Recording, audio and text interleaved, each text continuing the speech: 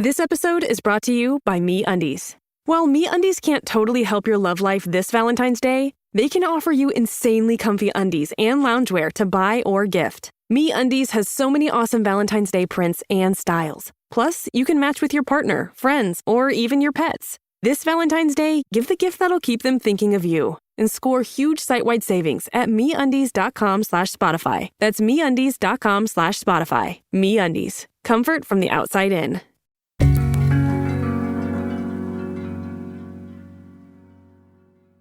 Hey everybody, it's Meredith, and I'm here on the West Coast with my sister, Brett. Hello, Brett.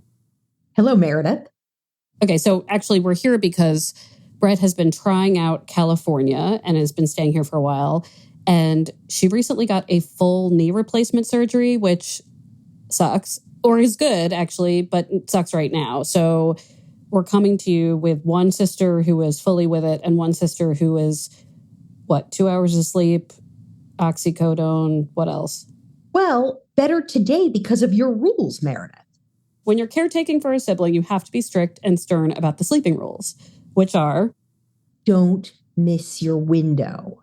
That's first and foremost, right? Yeah, like she's in pain, she can't sleep.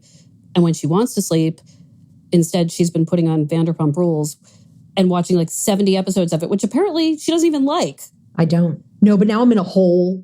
You called me the queen of inertia. And so now I'm in I can't, it's like the one thing on television is Vanderpump Rules. And I just finished season 6. And, so, sometimes I'm hate watching, sometimes I'm not, but it's like the only, it's like some weird lifeline, even though I hate it. I don't know what I'm doing. I don't know what the middle of the Venn diagram is of people who listen to the Love Letters podcast and people who watch Vanderpump Rules. I'm sure there is a middle. But anyway, if any of you people have anything you want to tell Brett about Vanderpump or talk about it, feel free, because this is an area where I can't meet her in the middle. I know there are like two dudes with the same name who kissed the same lady, but I don't know anything else. And I'm okay with that. But the real reason we're going to talk today, we're going to answer a letter, but this is a really good time to send a letter because Love Letters is also an advice column. We love answering letters. The letters actually help inform what the seasons become because I see trends, patterns in people's problems. And these letters are what often give me ideas for episodes. And sometimes it's the letter writers who become people who are on the episodes. So this is a really good time to send letters because I'm reading, I'm answering, and then Brett's reading and giving me her own opinions. Brett, you like to read other people's problems, yes? Oh my God, I love drama. What kind of problems do you like to read about when people send letters to an advice column? I like letters that are coming from people that have been in a long-term relationship where I like it when it's not black and white, when it's about things that just happen in long-term relationships, like possibly the sex life kind of goes away, but you really get along with the person, but also they get on your nerves. And also you want to kill them, but you also love them. And you have a groove. So you live together okay, but also you're kind of bored. But also there are these key underlying factors, like when things are really gray, but there's also a lot of love. I don't know. All that I find very interesting. What are your favorite kind of letters? I'm just curious. Well, many years into this, I like the letters that are about something specific but universal. So we had a letter today from an 85-year-old man dating an 81-year-old woman who felt deleted from her story. She'd be like, I have season tickets to the ballet. I'm going on vacation, but they've been together for 2 years. And he's like, we share season tickets. I love that letter as something universal because we've all dealt with someone who didn't quite say we're doing this, right? And we know what that feels like. So I love it when it seems like a letter is so nuanced that no one can relate.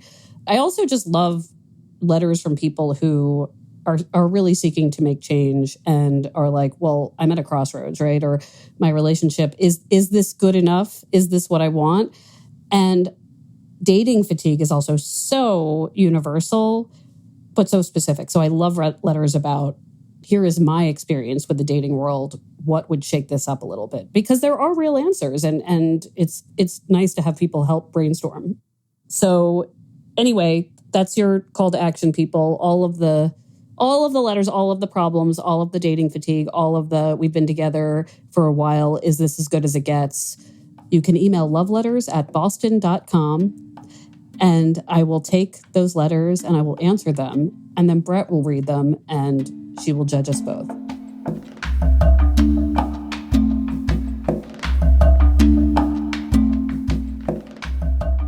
Now we're going to get to a letter. Are you ready? I'm ready. This one to me falls under letters we both love. It's a dating letter. It's also a long-term relationship letter. So this letter writer says, Meredith, my ex and I broke up a little over a month ago. I was sad about it at first, but the sadness quickly wore off. We argued a lot. She was very critical of me and controlling and manipulative. But I've been a serial monogamist ever since I first started dating at 17. I'm 28 now. I went from serious relationship to serious relationship with only breaks of 1 or 2 months. Because of this, I feel like I need to give myself at least a year of being single before I start dating again. I want to hone my skills in the areas of independence and self-reliance. I've been enjoying single life so far, for the most part, but sometimes I find myself being attracted to people and accidentally flirting. I wish I could just turn attraction off, but I know that's impossible. Do you think it's really necessary for me to impose a whole year of singlehood on myself?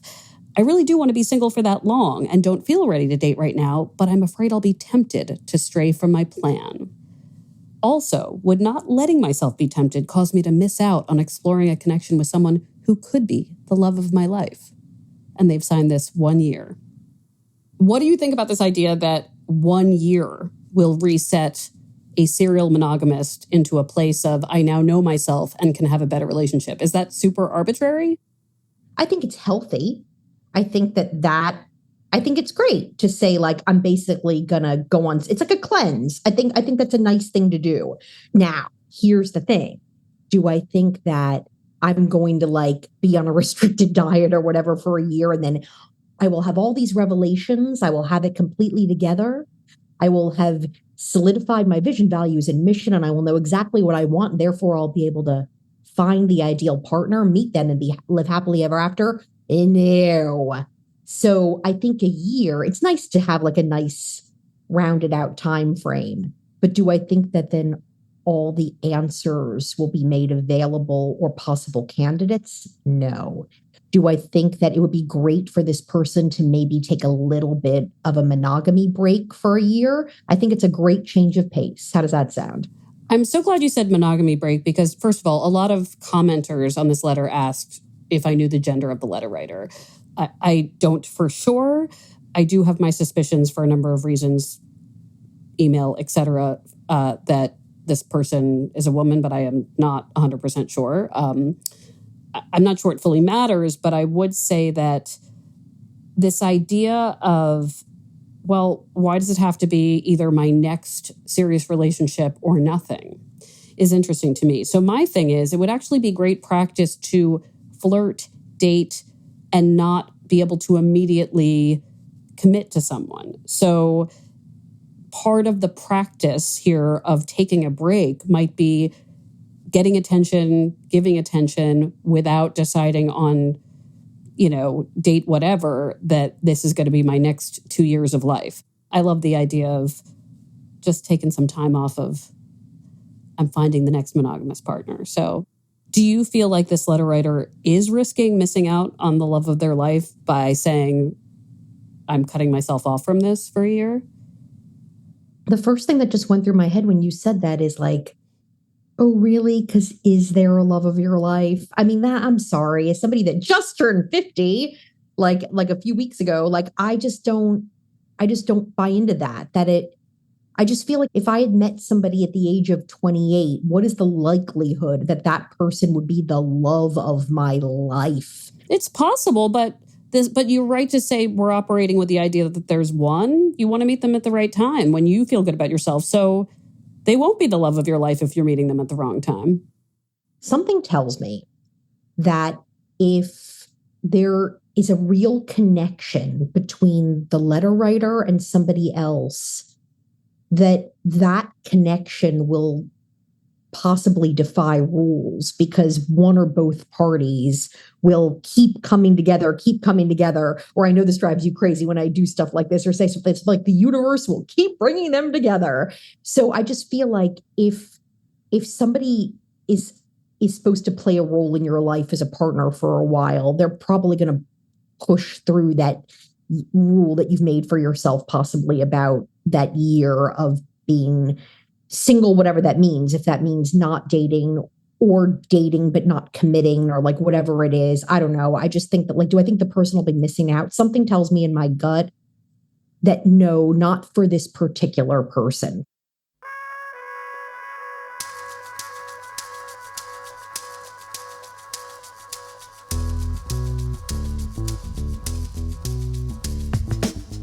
Brett, thank you so much for engaging while in a difficult time.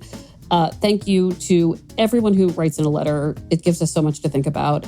Again, you can write any problem, any question to loveletters@boston.com. And we'll be here reading. Brett's got nothing else to do. And we'll have new episodes soon. Yes, thank you, Meredith, for having me on. Thank you.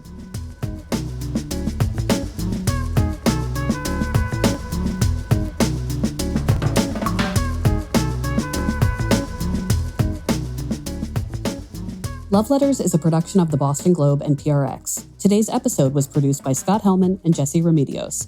Ned Porter does our audio mixing, sound design, and mastering. Devin Smith and Maddie Mortel do our audience engagement. Maggie Taylor is our marketing coordinator. Special thanks to Linda Henry. Our music is from APM. And if you like the show, please follow us on Apple Podcasts. We're online at loveletters.show. I'm Meredith Goldstein. Thanks for listening.